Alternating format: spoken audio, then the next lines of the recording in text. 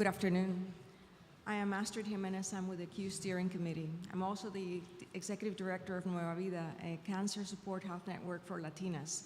When I was asked to present Dr. Susan Love, I pinched myself because Dr. Susan Love has spent her career trying to eradicate breast cancer. She has a very long and illustrious career, and you could see in the bio sketch some of the highlights of her career. But I wanted to mention that she is the Chief Visionary Officer of the Dr. Susan Love Foundation, where she oversees Program Center for Breast Cancer Causes and Prevention. She's also a clinical professor of surgery at the Geffen School of Medicine. She's one of the founders of NBCC, National Breast Cancer Coalition. The women of the world really trust her. I am one of them. Because her advice through the foundation in patient science and also her many books. I think most of us are very familiar with her book, Dr. Susan Love, the breast book. I'm happy to inform you that, at least for my community, it's a happy occasion because she now has it in Spanish. And it's self-published, so thank you so much, Dr. Love. We really appreciate it. We also know her for many initiatives like an Army of Women, where she's trying to bring together, women and science and scientists to accelerate the translational research. So I am not going to occupy any more time because I want you to listen to her, and it is my distinct pleasure to introduce you to Dr. Susan Love. Thank you. Muchas gracias. I had to self-publish it because the publishers would ask the doctors, should we put this in Spanish? And they said, no, our women don't want to know those things. So, yeah, our women, yeah. Anyway, it really is a pleasure to be here. It's a pleasure to see so many old friends that I have known for a long time. We've been actually doing this for a long time. And I think that there actually are some reasons to be optimistic about the future. I come in the breast cancer world, and the breast cancer advocacy had a very slow start. The American Cancer Society had the Women's Field Army, and they used to hire out movie theaters and invite women, and then they'd tell them about pap smears and breast self-exam, because God forbid they do it in public. And then Reach to Recovery started in '52.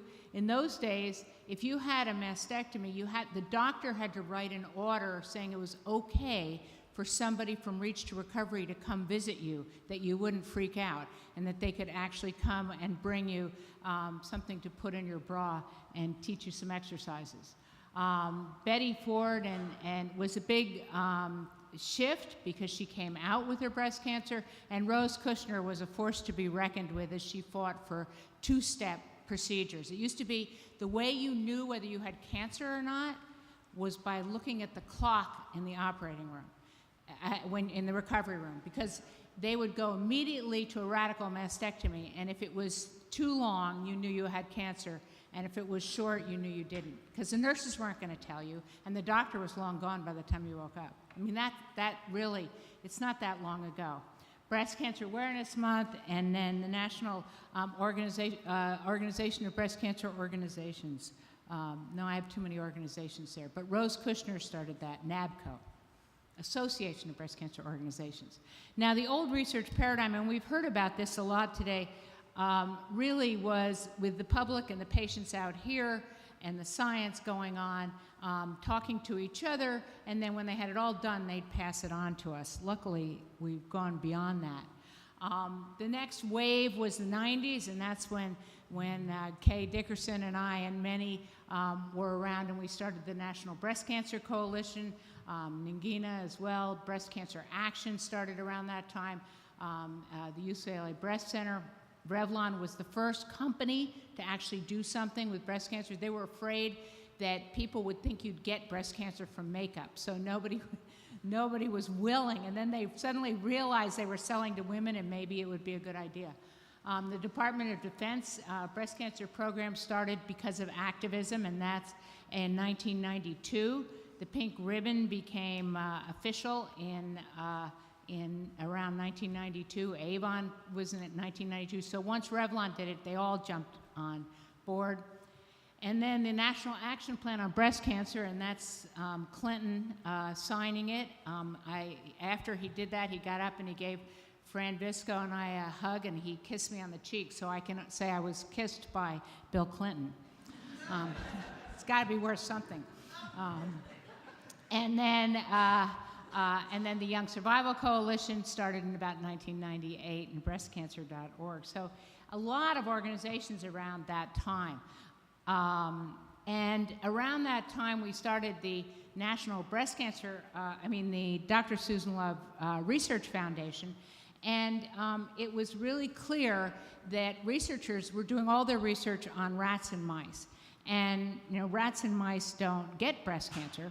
So I kept saying, in fact, we're the only ones that get breast cancer, domesticated dogs and women. And I said, why aren't you doing research on women? And they said, well, we don't know how to find women. I said, well, I know how to find women. So I went on the, I forget if it was the Today Show or Good Morning America, but one of those shows, and I put out a call, and we had 150,000 in one day sign up. And the Army of Women is just a big email list. It sounds much more impressive. But people sign up. We don't ask for any information because we don't want to have to keep it up to date. And researchers come to us with their research, and we vet it with our scientific advisory committee, and then we e-blast it out to everybody, not just the people that match, because we want everybody to know all the research that's going on. And what we find is very often it gets then virally passed on. So it may be a study in Michigan and you live in LA, but your sister lives in Michigan. And we found this particularly when we had a study for Vietnamese women, when we really don't have that many Vietnamese women in the Army of Women, but we must have had the right one because we had it completely full in a day. So the key to the Army of Women is having the right people getting the emails that are the networks. And you can still, we're heading up to our 10th year. We're gonna relaunch again next year, but we're particularly looking for diversity. It's just an email list. We don't do anything else with it other than try to help researchers get to do more research on people. Well, with that, we were better. We had the research paradigm was moving. We had a two-way arrow. The public was starting then to talk about research and to talk to researchers, and so it was a little better. And a lot of the programs that started training advocates in the science started around that time. And again, Kay Dickerson and I were part of starting the National Breast Cancer Coalition Project LEAD in the days when women were having high-dose chemotherapy and stem cell rescue, and we were trying to train them that you need data. More, it's not just more is better, but actually it would really help to have data, and you should be in a randomized controlled trial. And that was quickly followed. Coleman, the DOD came around at that time, the California Breast Cancer Research Program, where advocates were members of the council. And then ASCO and AACR started having advocates. And now this is where I sort of see us now, where the patients and the public are in the center, and you still have basic scientists and clinical researchers, pharmaceutical and epidemiologists circling around. And we are getting, prevention, better diagnosis and cures, and improved quality of life. But it's not really a two-way street, as we've been talking about all through today. That yes, there's a connection between, and the patients they are in the room and they help sometimes to decide about research, and they're usually required to be on research studies, but really they're not directing it. They're sort of there because somebody told them they have to be there, or maybe just because. And this is really my goal. I think this is what we have to strive for now. What we have to strive for is the public, patients demanding and really directing the research. And that's the way where you're not just receiving it, but you're actually saying what the research should be about. And I'm going to give you a few examples of that. Obviously, PCORI is a first effort in that regard, and I think it's been a great effort that's working out and trying to figure out how best to incorporate the patient voice in research and to do the things that people really want to have done. That's great, but is it enough? And I'm going to show you an example of some stuff we're working on where I say it's not enough. And it really has to do with patient-reported outcomes. This is one of my pet peeves these days, because patient-reported outcomes are really questionnaires made by researchers for patients to fill out. And so they very often don't capture the patient experience at all. They capture what the researcher, pharmaceutical company, or doctor thinks would be. Now, as many of you know, about almost 5 years, 4.5 years, or a little less, but 4.25 years ago, I was diagnosed with AML. I was perfectly healthy.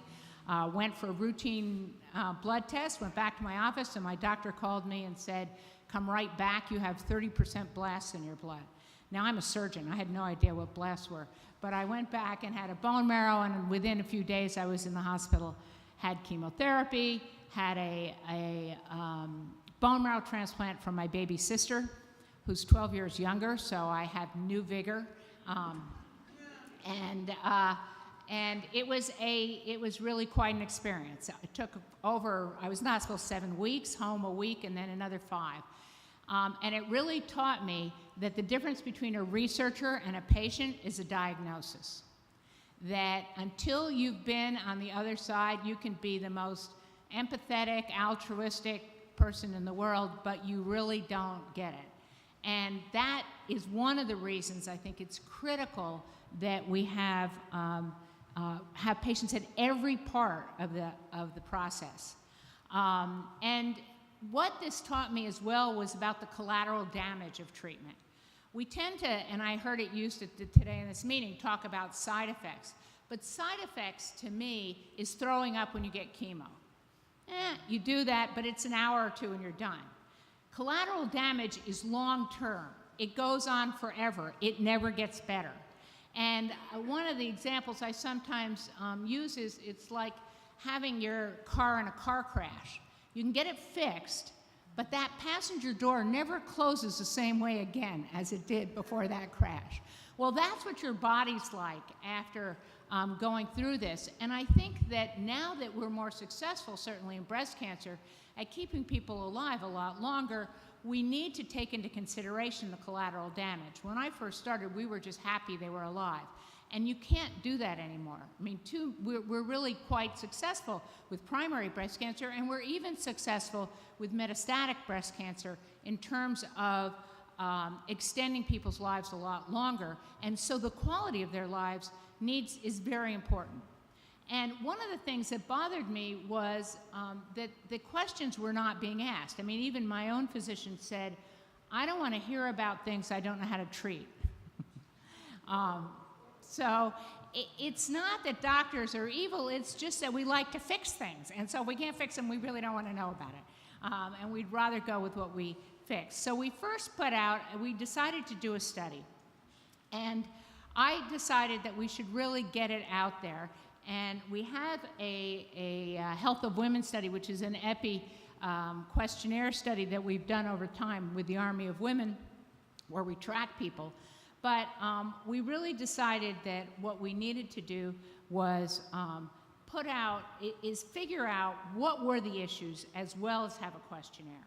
So in the fall of 2013, we and 19 other breast cancer organizations, including the big ones, and a diverse group, Latinas Contra Cancer were there, Sisters Network was there. We asked them to put out a call to their survivors and to send in their questions about the side effects of their treatment. And I said, make it in the form, like Jeopardy, in the form of a question, because I didn't want a paragraph. I just wanted to know whether this was real and what the topics were. And it was a very simple thing. You just wrote in what you wanted. More than 3,200 women responded with over 9,000 questions, and that was within less than a week. And there was a broad array of topics. They highlighted lots of things, short and long term, some of which we knew about and some of which we didn't know about. And many of the most frequently reported side effects really might have been other things as well, and it's hard to know. But we haven't really done very much. With all our precision medicine, we haven't applied any precision to collateral damage or side effects. Some of the questions were really quite surprising because they were things you would have thought that people would know. And some of them were even things like, when will I have sensation in my reconstructed breast again? Well, the answer, of course, is never, but did nobody tell you that? Or did they tell you that at a time when you couldn't hear it? And it went in one way or the other. It doesn't matter when you're still worried about that. Two doctors often do not address what occurs after their part is completed. They minimize or don't even mention the negative outcomes. I was trained as a doctor, don't mention the negative outcomes because then they'll get them. The patient will get them, you know how they are. So don't even tell them the bad things that could happen. During treatment, I probably said I probably could have asked more, but I was just trying to get through the treatments. And I think one of the things, too, that came up earlier today that we dismiss is you're so scared when you're diagnosed that you can't ask questions and you don't hear anything. When I was in practice, we used to give people a tape recorder to tape the visit so they could listen to it at their leisure later on. But even when I was diagnosed, I had my wife with me, but I don't remember a thing that the oncologist said to me because you really are scared to death. And it doesn't have to do with being brave or whatever. It's just a very one-down, scary time when you don't know what's going to happen.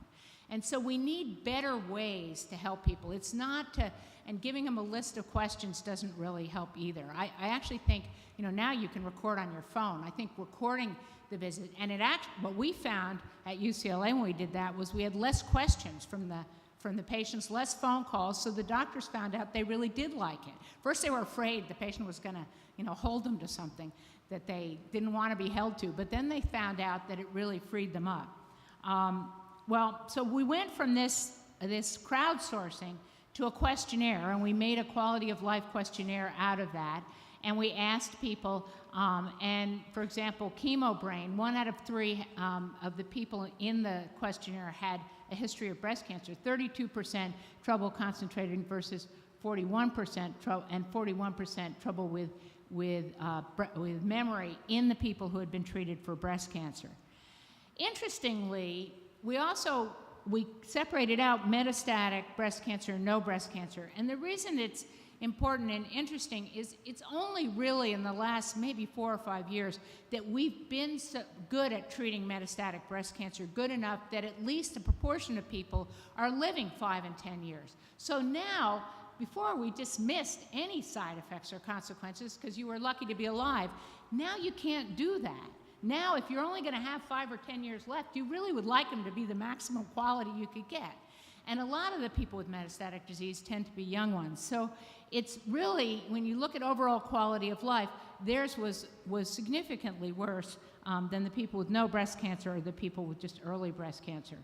And when you looked at this is just one example of things that we looked at, moods and feelings, and we found, again, the metastatic women were significantly worse off in terms of these, and not totally surprisingly.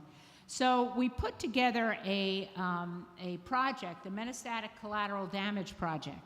And we had a pretty diverse group of people with metastatic disease, including a man with breast cancer. We aimed for as much diversity as we could get, different ages. And they helped us work through and set up a questionnaire that we then put out.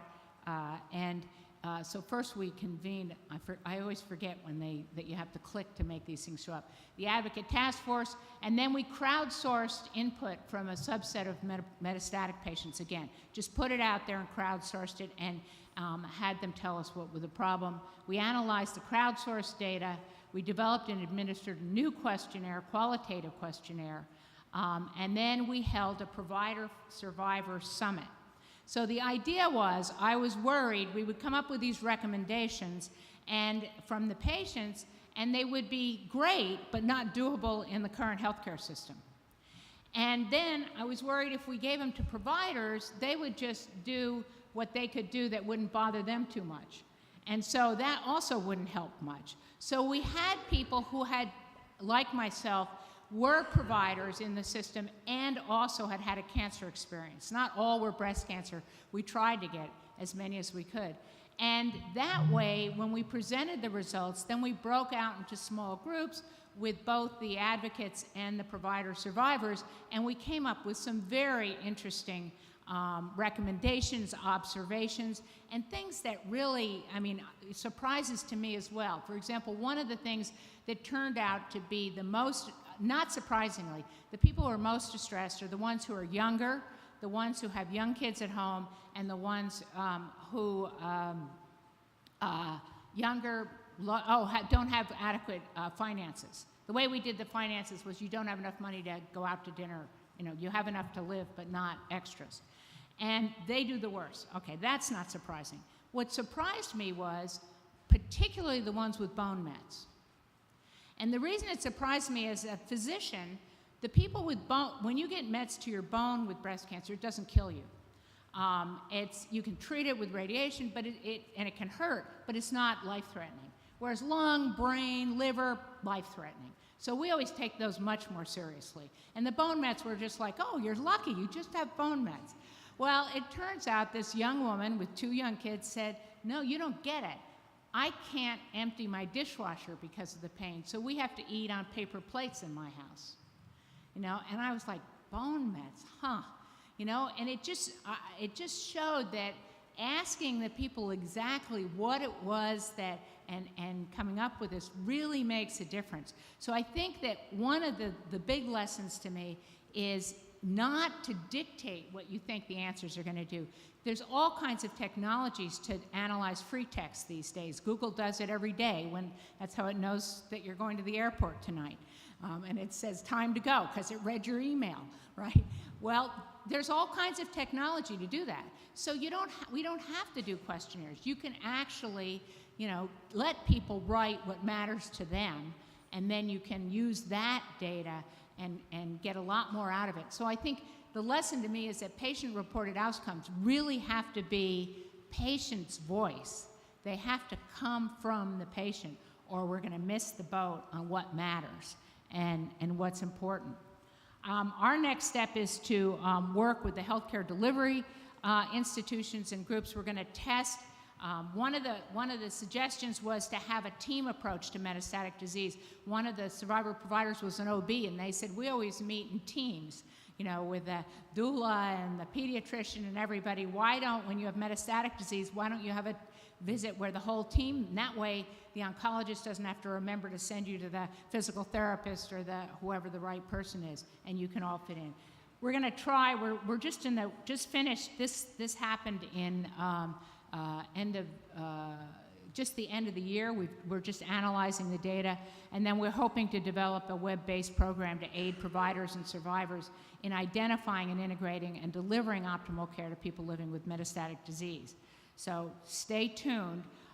But I do think that thinking about what matters to really matters to people means we have to ask in a different way. And it can't be asking in a way that's convenient for us to analyze necessarily. It has to be asking in a way that actually is going to get the answers that we want to get from the people that we want to get it from. I will say, and I should have put it on here, some of this was funded by pharma. I think they want to know what the collateral damage is, but they don't want to find it out themselves. They want somebody else to find it out. But it was unrestricted grants from pharma for the project, but they are actually willing to listen to it. And I forgot to put them on the slide, so I apologize.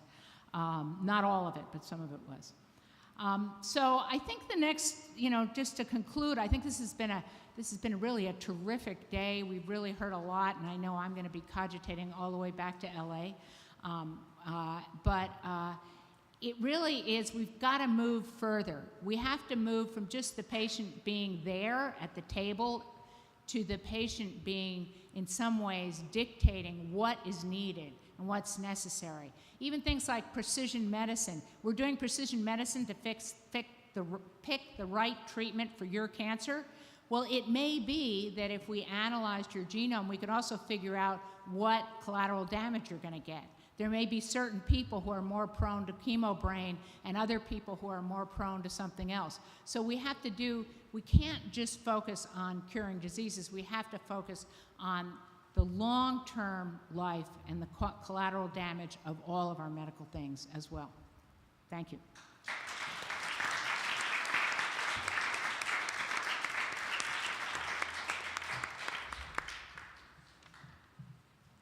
Thank you, Susan. You're welcome. I just want to challenge you a little on collateral damage, as if you haven't thought of this. But I have two elderly parents, almost 90. So we're not talking about damage when they're 100. We're talking about damage now. Right. And not necessarily cancer either, but also some of the side effects that they experience of drugs are side effects that young people care about. For example, nausea, dizziness sound sort of benign, right. But dizziness, not if you fall. Right. Not if and you not fall. if you break your hip, yeah. Yeah, and nausea, well, nausea is, do you have it once in a while, or do you have it every single day, all the time? And that would be true for me, and I'm not 90, as well as older people. So I think, I don't know what the patients would say, but I would say, let's talk about things that people consider important regardless of whether we can, and I know you're saying this. Yeah, no, I agree with you. And I think that my point was just that some of the things that we consider side effects are generally things that happen that are in time limited as opposed to, but you're right, and I'm a surgeon, so I only think about side effects that are time limited. But you're right, drugs have long-term side, which you could argue is the collateral damage of the drug. I mean, I think collateral damage really, to me, says this is going to go on, it's not going to get better. And so you got to figure out some way to either prevent it or deal with it. As opposed to side effects where maybe if you wait, it'll be better in a day or two. So that's my definition. It's not been codified yet. Yeah. Hi, Dr. Love. I'm Mary Ann Sterling, but the person I want to talk about is not me, it's my mom. My mom had a radical mastectomy in 1974 when that surgery was absolutely brutal. I was 7 years old at that time, and I remember it like it was yesterday. My question for you, it's going to be a tough one for me, bear with me. I lost my mom in May. At that point, she was a 2-time breast cancer survivor, double mastectomy, mastectomies 30 years apart. Wow. Yeah. Now, my question is this. Nobody is studying her. She opted not to have chemo and radiation in 1974.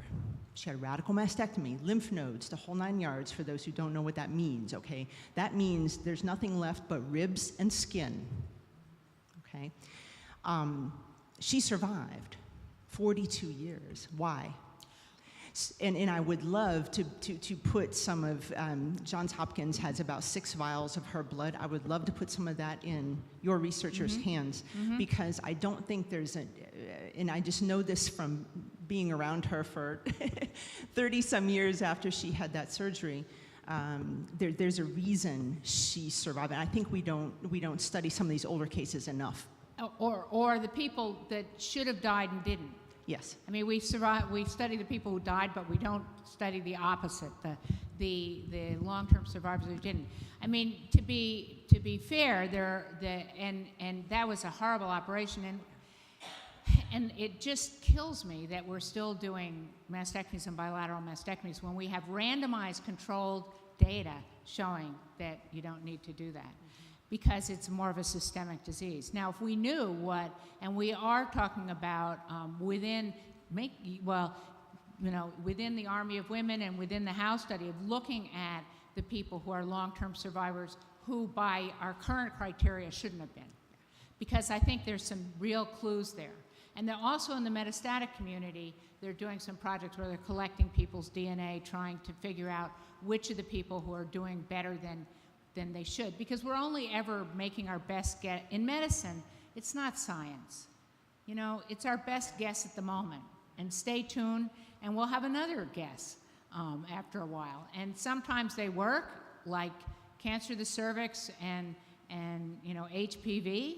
I mean, when I was young, if you had an abnormal pap smear, you had a hysterectomy and lost your fertility because we didn't know what else to do. And now you can get vaccinated. So sometimes we win, and some, like breast cancer, we're still slugging. And people are still, to have bilateral mastectomies is a lot. We're still trying to figure that out. But yes, We even should study popped that. negative for BRCA1 and BRCA2. Both of us did. So that has already been done. But what is it that we don't know? Yeah. What is it that we don't know? Yep. And that's why I want to get some of her tissue into the hands of your researchers, because I don't think Hopkins is doing enough with it at the moment. God They're bless not Johns doing that Hopkins, kind of but stuff. Yeah, they're Yeah. not doing that kind of stuff. yeah. Yeah. Hello, Susan. Thank you very much for your presentation. I have a quick question. How do you think the outcomes of your collateral damage project will influence trialists? Influence trials? Yeah, to be using the sort of outcomes, say when you are able Well, to... what I'm hoping it will do, and obviously this is still early, but we should have more done within the year. What I'm hoping we can do is use it to prompt drug companies and maybe the FDA to try to collect some of the SNPs and some of this genetic things to see if we can predict who's going to get. Now, the drug companies aren't going to want that because it means less people can get their drug, the smaller the pool. But still, we might be able to predict who's going to get what in terms of side effects. Because some of it, and collateral damage, some of it you can predict, some of it you can't predict. I got neuropathy with my chemo. My oncologist, who I love dearly, but he said, oh, this drug doesn't cause that. That's fine, but but I still had it. So so what is it about me that makes me more prone to it when actually most people aren't? And then we could select, because a lot of the time there are choices in what drugs you can use. And if you knew, if you had some of these clues, you could say, oh no, you should stay away from that one because of this, and take this one, and you'll have less consequences. In a way, it's a problem because we're more successful at medicine. So now, if we're more successful, either with chronic diseases and cancers, we have to pay attention to that. We can't just talk about outcomes, living and dying. We really have to talk about the quality of life, and the quality of life is defined by the person. And that's exactly what I was going to say, and that is, I think one of the things you'll discover is that people will start saying no thank you. That if the drug you give me is going to extend my life on average of 4 months or 9 months or even 12 months, but the side effects or the collateral damage, let me just say collateral damage, is this, that, and the other. I think I'd rather do a few things on my bucket list and be there for my son's bat mitzvah and so on and so forth. I think that the collateral damage issue is a huge one. I see the emails that you send out and that I'm so grateful for, where women talk about their collateral damage, and it can't just be about life-death outcomes. We have to include collateral damage. It's really crucial. Dr. Love, it's been very inspiring to listen to you. That made the trip from California definitely worth it. Thank you for that. Thank you for bringing up patient-reported outcomes. Because wearing, the consumer lens, we come to a lot of these meetings and we take a lot of this as the truth, or, oh, this has really been thought out. And you've reminded me that we need to have that critical lens even before those surveys are even put together, and asking that question of clinicians and researchers, was this informed by the experience of Yeah. a cancer survivor? So And we don't always have to do it as questionnaires. We don't, just that's the way we've always done it. But it doesn't mean we have to. The technology exists to figure it out by just letting people write about their, and you can ask or you could do some hybrid of both. But it's not that hard. thank you. Good. Keep asking. Thank you. That was extraordinary. I wanted to follow up on your comments about patient-centered outcomes and also quality of life. So I noticed in your chart that actually the large majority of women with all kinds of breast cancer report good or excellent quality of life. And I would start, I come from I'm a congenital heart survivor, so that's inborn disease population with long-term life-limiting chronic disease. I think there's a way to expand, and I guess I would ask you how you're doing this. I think not only is it incredibly important that we not use surveys, but that there has to be a way of capturing not just what people do care about, but what they don't care about. And I'll give you a very concrete example. In our community, typically, quality of life is used interchangeably with health outcomes. So a very common health outcomes is measured as how far you can run.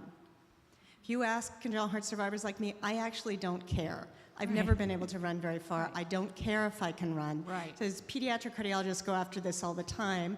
And the truth is, it's not meaningful. Right. So I know that at least in our disease states, we're trying to really get awareness of the difference between health outcomes and quality of life and use like life satisfaction scores. So how are you getting people because when you talk about collateral damage, you're talking about the bad stuff, but I also feel like sometimes we need input on what I don't care about. I don't care if I can run. Right. So will you stop looking at that as a metric? And this is why we used free text.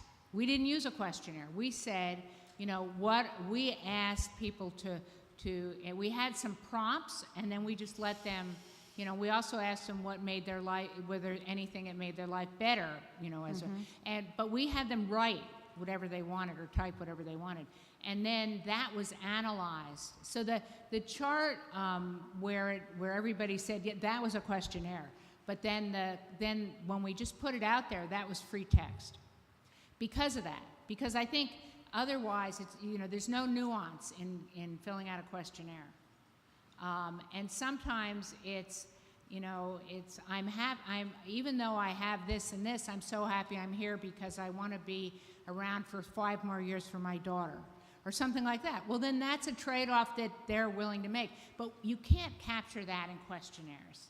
And we get stuck with questionnaires that are easy to analyze and analyze the data, but they're not representative really.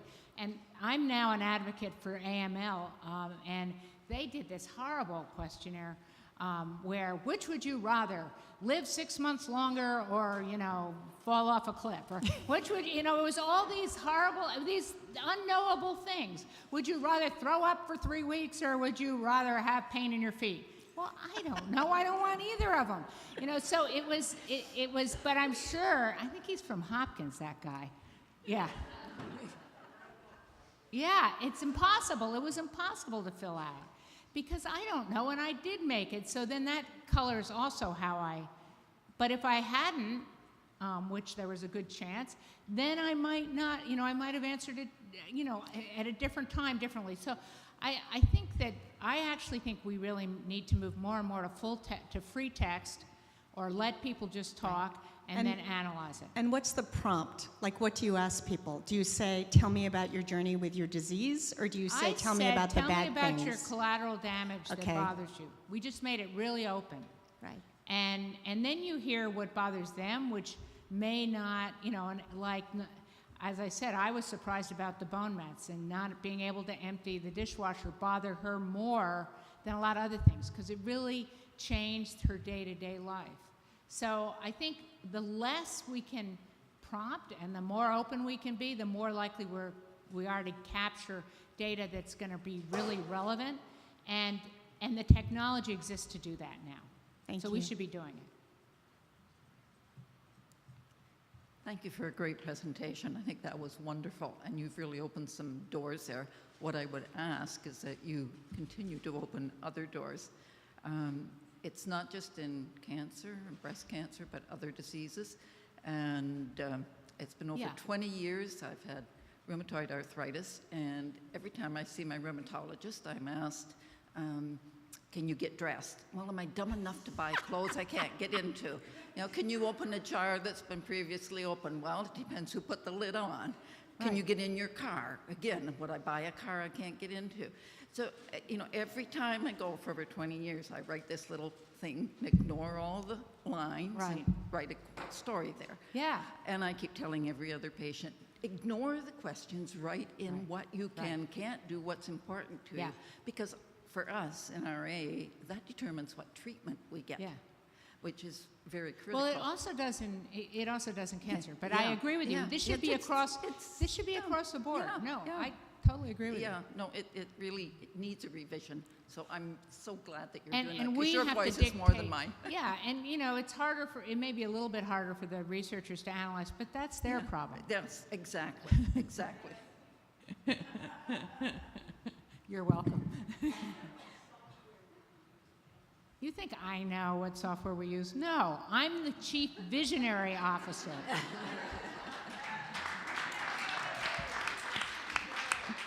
I come up with the ideas, and then I find people to do them, and print money, hopefully, to get it. Yeah. Hi, I'm John Santa. I'm here because I used to you work for Consumer Reports. I think we met in the past. But I work now for Open Notes, a movement to make notes easily available.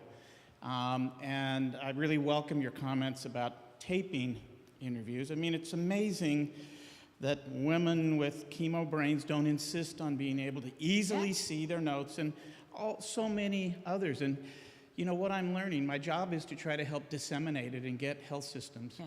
It's really hard.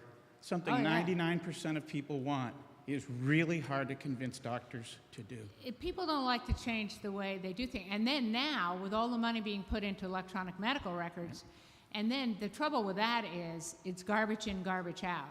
Because, you know, in the old days when life was great and we were all young, as a physician, you got the story. You didn't send them for a CAT scan before you asked them what their, you know, history of their illness was. So when you went to the charts, you could actually find the story and what was going on and what was bothering them. Now you can't, because you're just checking off things electronically.